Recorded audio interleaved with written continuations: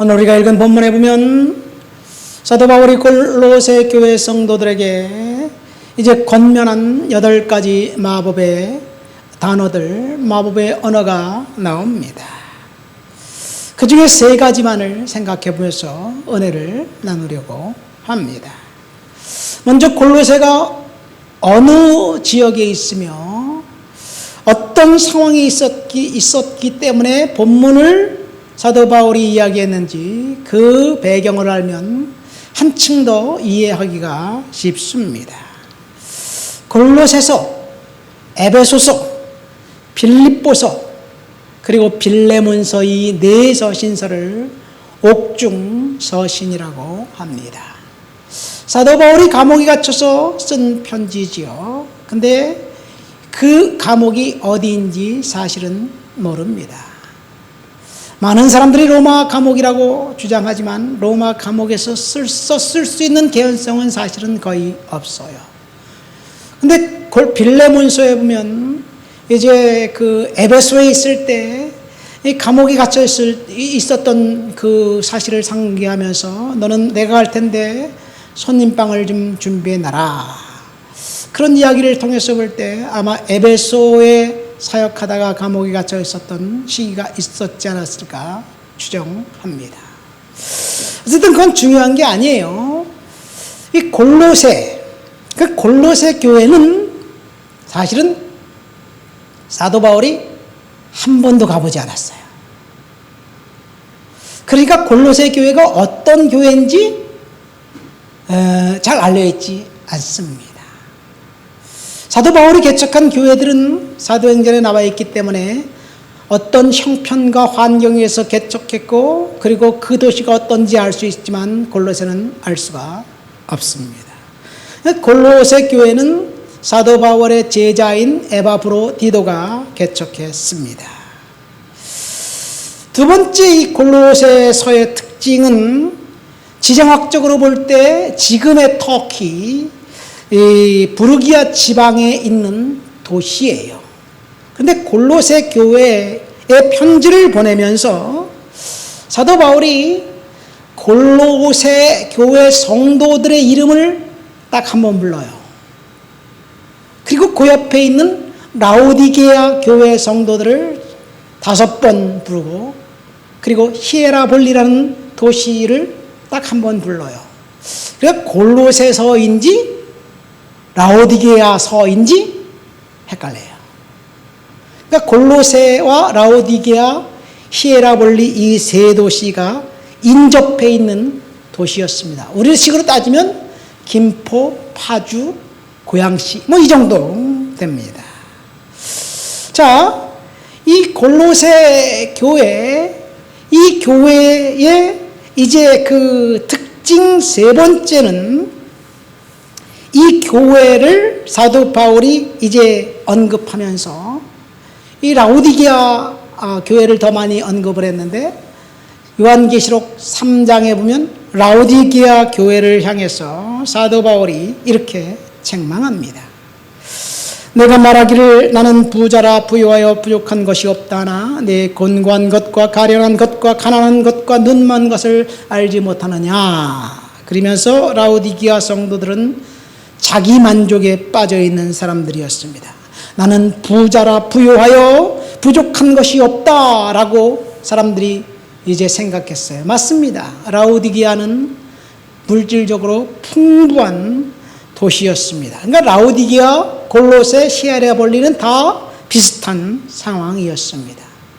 그러니까 사도 바울이 이 골로새서 편지를 보내면서 특별히 골로새 교회에게만 보낸 게 아니라 이 3교회를 향해서 같이 돌아가면서 읽어라. 그래서 회람용으로 편지를 보냈습니다.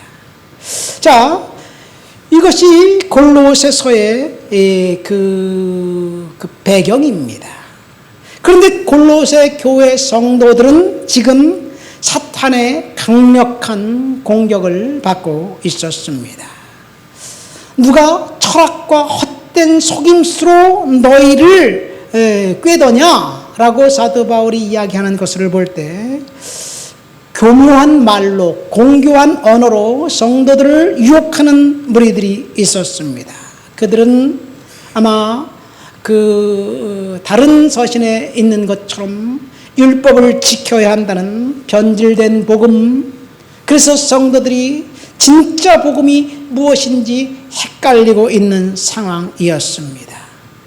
원수의 공격, 거짓 교사들의 공격, 이 공격을 당하고 있었던 성도들에게 바울이 너희는 거짓 교사들, 원수들과 싸워서 이기려고 하지 말고 8가지 마법의 언어를 사용해서 이기라는 이야기를 하고 있습니다. 여러분, 싸워서 이기는 것은 하수가 하는 일이에요. 손자병법에 나오죠. 싸우지 않고 이긴다면 그것이 진짜 고수가 아닌가 생각됩니다. 이 8가지 마법의 언어가 12절에 보니까 긍휼, 자비, 겸손, 온유, 그리고 오래 참음 5가지가 나오고, 그 다음에 용서와 사랑과 감사하라는 말이 또 3가지가 나옵니다. 우리는 용서와 사랑과 감사에 대해서 오늘 생각하면서 잠시 은혜를 나누려고 합니다. 13절, 14절 말씀 우리 한번 다 같이 읽어볼까요? 본문 13절, 14절입니다. 누가 누구에게 불만이 있거든 서로 용납하여 피차 용서하되 주께서 너희를 용서하신 것 같이 너희도 그리하고 이 모든 것 위에 사랑을 더하라. 이는 온전하게 매는 띠니라. 여기 보면 용서하라, 용납하라, 피차 용서하라는 말이 나옵니다. 그러니까 용서가 마법의 언어 첫 번째입니다. 우리가 원수를 용서하면서 이긴다면, 싸워서 이기는 것이 아니라 용서하며 이긴다면 그보다 더 좋은 일은 없지 않는가 생각됩니다. 그렇다면 용서가 무엇일까요? 이 토니 캠블러라는 사회학 교수이자 목사님이 계십니다. 이분이 강의 도중에 사람들에게 이런 말을 합니다. 이 사람이 지금 강의하면서 굉장히 좀 거친 비속어를 거침없이 사용을 해요. 그러니까 점잖은 성도들이 당신 목사님인데 뭐 교수지만 목사님이 이렇게 비속어를 쓰면 됩니까? 그러면서 비속어를 쓰는 것에 대해서 못마땅하면서 이제 그렇게 반응하는 사람들을 보면서 이 사람이 이런 얘기를 했습니다. 왜 당신들은 내가 비속어를 쓴다고 발끈하면서 화를 냅니까? 정말 화를 내야 할 구조적 악에는 침묵하면서 말입니까? 라는 이야기하는 일화가 있습니다. 이분이 미시간의 이스턴 대학에서 사회학 교수로 있으면서 이제 넌 크리스찬 학생들에게 질문한 거예요. 너희들은 예수님이 누구라고 생각하느냐? 그러니까 대부분의 넌 크리스찬 대학생들이 이구동성으로 예수님, 다른 건 잘 모르겠지만 원수를 사랑하고 원수를 용서하라고 가르친 분 아닙니까? 라고 대답을 했다는 이야기예요. 그러니까 예수를 모르는 사람들의 입장에서 볼 때 예수는 원수를 용서하고 사랑하라고 가르친 분으로 알고 있습니다. 여러분, 원수를 용서하고 원수를 사랑할 수 있을까요? 과연 있을까? 참 힘든 질문입니다. 이 원수를 사랑하고 용서하라는 그 말씀과 씨름하던 독일의 한 목사님이 계셨습니다. 2차 대전 때 나치 그 치하에서 있었던 본회퍼라는 목사님이 이 다른 사람들과 구별짓는 성도들의 특징은 용서에 있고 사랑에 있다는 사실을 발견하고 난 다음에 그는 용서와 사랑을 실천하기 위해서 다시 본국 독일로 미국에서 돌아갑니다. 그리고 나치 정권에 맞서서 이제 거친 말을 하다가 결국 나치 정권 하에서 순교당해 죽었습니다. 2차 대전 종전 직전에 그는 죽음을 맞이했어요. 그럼 용서가 뭘까요? 누가 용서해야 될까요? 헨리 나우엔이 이렇게 용서에 대해서 정의를 했습니다. 사랑할 줄 모르는 이에게 베푸는 사랑이 용서다. 그것이 용서라는 이야기예요. 그 과정을 보면서 헨리 나우엔이 이렇게 설명합니다. 말로는 종종 용서합니다 라고 말하지만 우리 마음속에는 분노와 원한이 남아 있고 여전히 내가 옳고 내가 틀렸다라고 주장하고 싶고 그리고 사과를 하라고 이야기하고 싶고 해명을 듣고 싶어 한다. 끝까지 칭찬을 듣고 싶어 하지만 사실 용서는 무조건적인 것이다. 그런 이야기를 합니다. 아무도 요구하지 않고 이기주의적인 그러니까 완전히 사라지는 그런 마음 속에서 우리가 연습해야 할 것이 있다면 그것이 용서가 아닌가 생각합니다. 그러니까 첫 번째 우리가 사용해야 할 마법의 언어는 용서입니다. 우리는 다른 사람을 용서하는 데 있어서 굉장히 힘들어 합니다. 주님은 우리들에게 오늘 본문에 보니까 서로 용납하고 용서하라라고 바울을 통해서 말씀하고 계십니다. 그런데 사실은 용서하라는 주제 앞에 전 세계에 있는 대부분의 나라들이 이 주제를 해결하지 못하고 있어요. 아일랜드는 지금도 영국과 굉장히 좀 같이 잘 친하게 지내는 것 같지만 굉장히 감정적으로 우리하고 일본과 비슷한 관계가 있어요. 그 이유는 300년 전에 올리버 크로멜을 통해서 호되게 당했던 기억 때문에 그래요. 우리가 일제시대와 임진왜란을 겪은 것과 비슷합니다. 그래서 아직까지 이 아일랜드 사람들은 영국 사람들에 대해서 좋지 못한 감정을 갖고 있습니다. 아프리카에 보면 르완다라는 나라가 있는데 후치족과 투치족 종족이 싸워서 80만 명이 죽었어요. 근데 그 나라 인구가 몇 명이냐? 500만 명 돼요. 500만 명 중에 80만 명이 죽었으면 한 15%가 죽은 거예요. 우리나라 5천만 명이면 그 15%면 얼마입니까? 한 800만 명 정도가 죽은 것과 비슷한 거예요. 근데 그들이 후치족과 투치족이 우리도 따지면 김씨하고 이씨예요. 김씨하고 이씨가 잘 지내야 되는데 왜 서로 죽였습니까? 그 이유는 벨기에가 식민 통치할 때 두 종족 간에 이 다수 종족을 소수 종족을 통해서 통치하면서 굉장히 잔인하게 굴었고 독립을 하고 난 다음에 다수 종족이 안가풀마하면서 죽인 거예요. 이것이 이 르완다의 사건입니다. 지금부터 불과 1994년 5년도에 있었으니까 몇 년 전이에요. 한 20년, 30년 전 일입니다.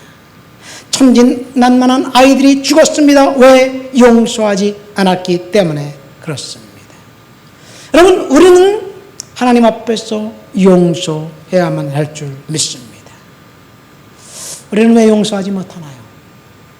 지금 우리 주변에서 일어나는 일들을 보세요.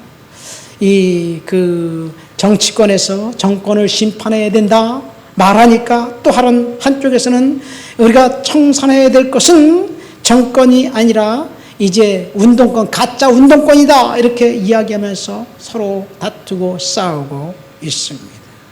이것이 우리의 상황인데 용서한다면 그런 문제가 사라질 텐데 중요한 것은 하나님 앞에서 용서하라는 명령은 우리가 순종하고 따라야 할 명령입니다. 반드시 순종해야 될 명령이에요. 다윗이 이제 왕이 된 통일 왕국의 왕이 된 이후 사울 왕이 죽고 난 다음에 공식적으로 이스라엘의 왕이 되어서 한 첫 번째 일은 법궤를 다윗성에 옮겨와 하나님 앞에 예배를 회복하는 일이었어요. 이것이 공식적인 첫 번째 통치행위였습니다. 두 번째 통치행위는 뭐냐? 사울의 자녀들, 사울의 후손들을 찾아서 죽인 것이 아니라 용서해 준 거예요. 그래서 다윗이 의도적으로 요나단의 아들을 찾습니다. 요나단의 아들 므비보셋을 찾아서 이제 그를 이 양자처럼 만들어서 다윗 식탁에서 음식을 먹게 합니다. 여러분, 다윗이 왕이 되기 전에 사울 왕으로부터 15년 동안이나 죽을 위기를 이제 넘겼어요. 그러면 이제 왕국이 정상적으로 됐고 다윗이 왕이 되었고 사울은 폐위되었고, 그렇다면 이 사울의 남은 잔당들을 죽여야 하지 않을까요? 물론 사울의 또 다른 아들 이스보셋이라는 아들이 2년 동안 사울의 뒤를 이어 왕이 되고 다윗과 사울 집안에 치열한 다툼과 싸움이 있었습니다. 모든 것이 청산되고 난 다음에 다윗은 용서를 선택했습니다. 사실 사극에 보면 이 왕이 되지 못했던 왕자들은 도망가야 돼요. 그냥 이름도 없이 살아야 돼요. 만약에 역성혁명으로 왕이 되었다면, 바뀌었다면 어떻게 될까요? 고려에서 조선으로 넘어가면서 왕씨들을 다 죽였어요. 그러니까 왕씨들이 살기 위해서 어떤 사람 나 왕씨 아니야? 그 가운데 점 하나 딱 찍어놓고 나는 옥시다. 어떤 사람은 지붕을 씌워놓고 나는 전씨다. 또 어떤 사람은 내구퉁이를 막아놓고 난 다음에 또 다른 전씨다. 이렇게 이야기하면서 자기의 생명을 유지해야만 했습니다. 이것이 그 권력의 속성이에요. 따지고 보면, 우리식으로 따지고 보면 다윗은 역성혁명을 통해서 왕이 된 사람이에요. 그런데 그는 사울의 자녀들을 이제 살려주었고, 특별히 요나단의 아들 무비보셋을 아들처럼 키웠습니다.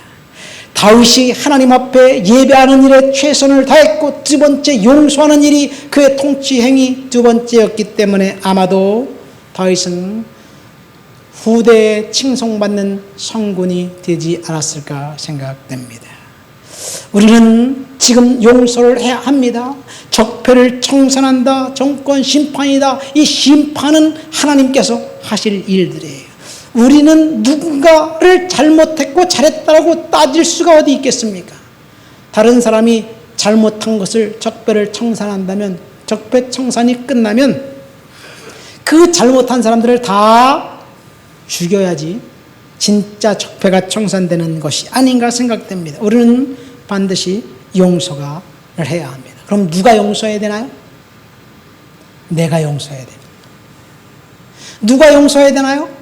피해자와 가해자가 있는데 가해자가 용서를 구했을 때 피해자가 용서하는 것이 맞는 것 같지만, 사실은 가해자는 자기가 무엇을 잘못했는지 인식하지 못해요. 피해자가 용서해야 됩니다. 사울을 다윗이 두 번씩이나 죽을 위기에서 살려주었고 용서해 주었듯이, 진짜 용서는 피해자가 용서하는 것인데, 그 용서는 가해자를 위해서 하는 것이 아니라 자신을 위해서 용서하는 거예요. 상대방이 잘못했을지라도 내 평안을 위해서 용서하면 그 용서의 혜택은 용서받은 가해자에게 돌아가는 것이 아니라 용서한 저에게, 나에게 돌아온다는 사실. 용서는 내가 맞고 네가 틀렸다고 주장하는 것이 아닙니다. 용서는 또 화해도 아닙니다. 물론 화해가 용서의 출발점이지만 화해가 용서의 전부가 아닙니다. 용서는 우리는 반드시 해야 될 일이에요. 용서하지 않으면 어떻게 되나요?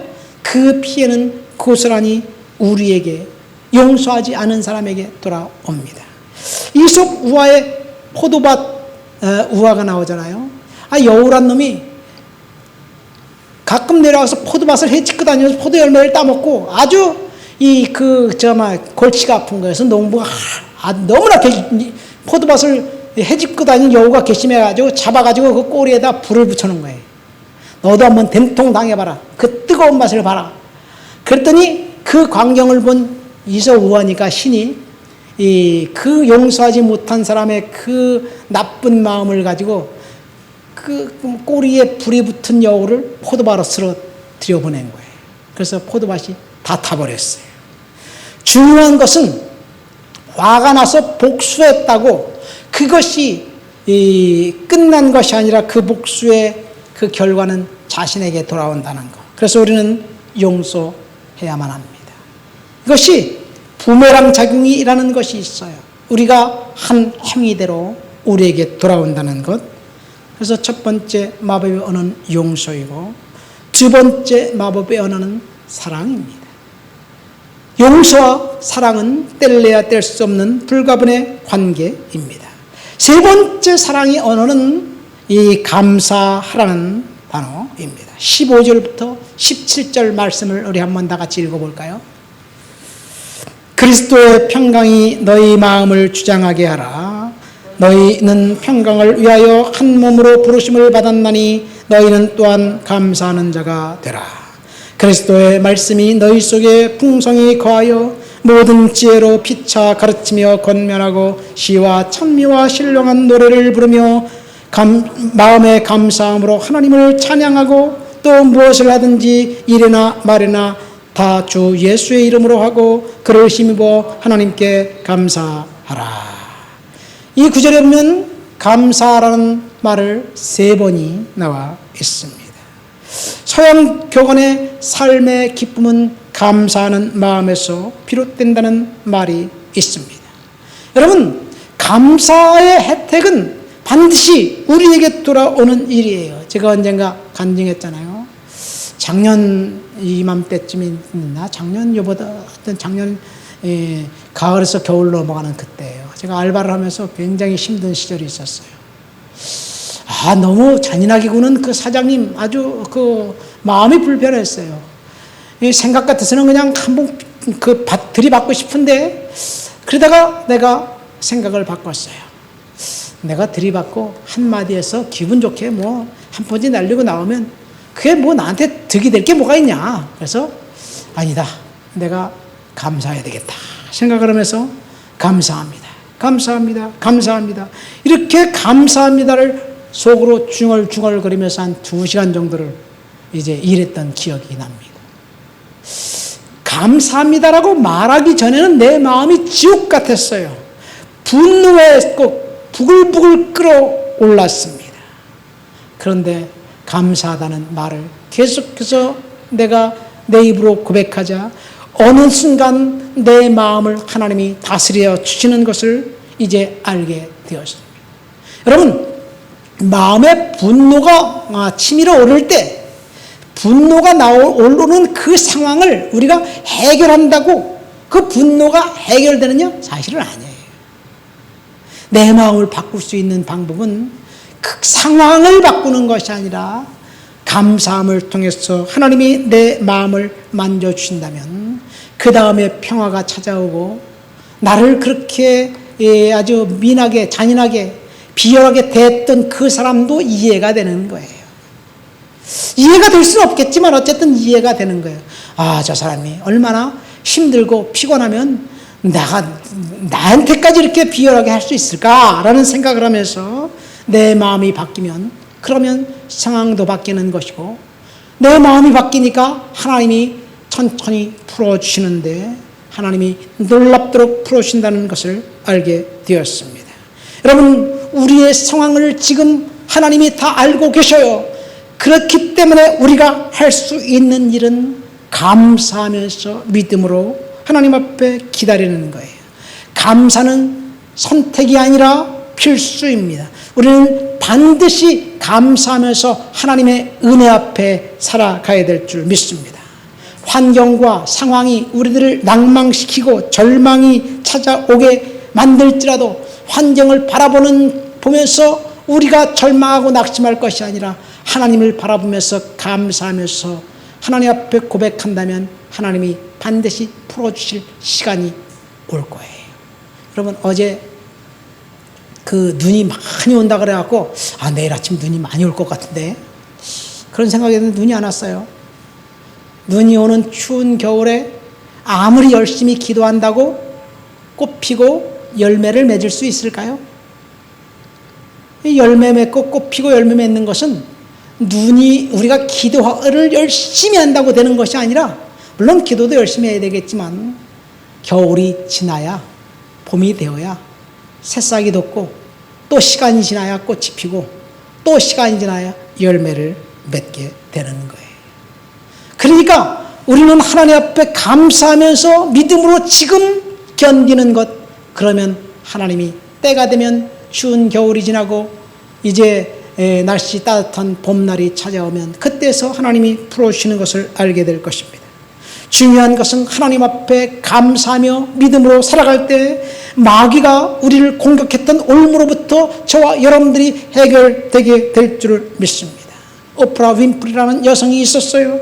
그 여성은 18살 된 미혼모에게서 태어난 흑인 여성이었습니다. 미혼모니까 아빠가 없죠. 엄마가 18살이니까 외할머니 밑에서 그 오프라 윈프리가 컸어요. 그때 거기에서 외삼촌한테, 이제 막 사춘기가 넘어간 외삼촌한테 10대 초반에 강간을 당했어요. 성폭행을 당했어요. 그래서 오프라 윈프리 역시 미혼모가 되었습니다. 미혼모가 되고 난 다음에 얼마 있다가 자기가 낳은 딸이 죽었어요. 그러니까 이 여성이 얼마나 비참합니까? 열심히 먹고, 그리고 이 별걸 다 먹었어요. 마약까지 먹고, 그러다가 몸무게는 107kg가 나가고 비전이었고 인생 비참하게 살아갈 때 자기를 버렸던 친아빠가 나타난 거예요. 친아빠가 신실한 크리스찬이 되어서 딸을 찾아온 거예요. 일단 딸에게 찾아와서 미안하다 사과하고 그리고 성경책을 주었어요. 거듭난 아버지를 만났고 성경책을 받고 난 다음에 이 오프라 윈프리가 성경을 읽다가 자기에게 지적으로 굉장히 똑똑하다는 사실을 발견하고 공부를 하게 됩니다. 그리고 그 여성은 이제 미국의 흑인 중에서 유명한 방송인으로 거듭납니다. 그 여성이 자신을 정작 유명하게 만든 것은 자기가 어린 시절 당했던 성폭행, 그것을 고백하면서 사람들과 상담하는 프로그램을 진행될 때 성폭행당해서 강간당해서 비참하게 우울하게 자살 일보 직전까지 온 사람의 전화를 받고 그 사람에게 위로하면서 너 하나님이 너와 함께 하신다. 너만 그런 일 겪었느냐? 나도 그런 일 겪었어. 자신의 그런 일을 겪었다는 사실을 고백하고 방송에 이제 이 상담자가 나와서 같이 포옹하면서 같이 이야기하는 그 대담 프로그램이 그녀를 유명하게 만들었는데 그 여성의 고백은 딱 한 가지예요. 감사 일기를 쓰라는 이야기입니다. 무엇이든지 감사할 것이 없지만 하루에 5가지 감사의 조건을 찾아서 감사 일기를 쓰다 보면 그것이 습관이 되어서 부정적으로 보았느니 긍정적으로 바뀌고 세상이 비참하게 보였는데 세상이 밝게 보인다는 이야기예요. 그러니까 감사는 선택이에요. 반드시 감사해야 된다는 것. 감사할 때 하나님이 우리의 인생을 바꾼다는 사실을 이야기하고 있습니다. 감사함으로 말미암아 이제 오는 부정적인 결과는 아무것도 없다는 이야기예요. 감사의 감사는 유익만 있다는 이야기예요.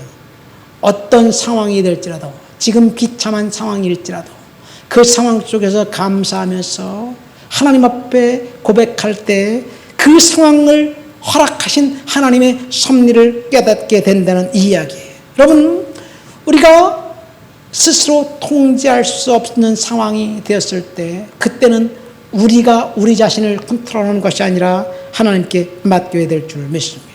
말씀을 맺습니다. 오늘 우리는 골로새 교회 성도들을 통해서 저와 여러분들에게 주신 3가지 마법의 은혜에 대해 생각해 보았어요. 첫 번째는 용서고, 두 번째는 사랑이고, 세 번째는 감사입니다. 오늘 본문에 보면 사도 바울이 골로새 교회 성도들에게 이렇게 이야기합니다. 감사하라 이야기하면서 본문 16절 17절을 다시 한번 읽어볼까요?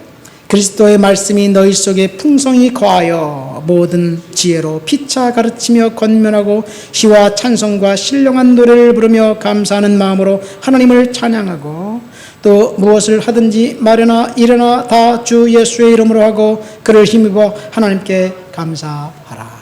여러분, 우리가 하나님 앞에 용서하고 감사하고 사랑할 수 있는 환경이 되지 않을 때, 그럴지라도 하나님을 찬양하면서 감사하기로 결정하고 용서하기로 결정하고 사랑하기로 결정한다면 그 이후의 일은 하나님께서 저와 여러분들의 인생을 책임져 주실 것입니다. 우리 다 같이 말씀을 생각하고 통성으로 기도합니다. 하나님 아버지 감사합니다. 오늘도 주님 앞에 나와 주를 높여드리고 주를 찬양하고 주를 예배합니다. 성령의 능력과 충만과 거룩한 역사로 사라져와 주시옵소서. 우리가 이 땅을 살아가는 동안 아버지 세 가지 마법의 언어를 사용하면서 하나님을 높여드리도록 도와주시옵소서. 용서합니다. 사랑합니다. 감사합니다. 이 고백이 나의 입술에서 흘러나오게 도와주시옵시고, 이 고백 속에 나의 인생을 하나님께 맡겨드립니다. 하나님 간섭해 주시옵시고 지켜주옵시고 역사해 주시옵소서. 은혜로 채워 주시옵소서. 주를 높여드립니다.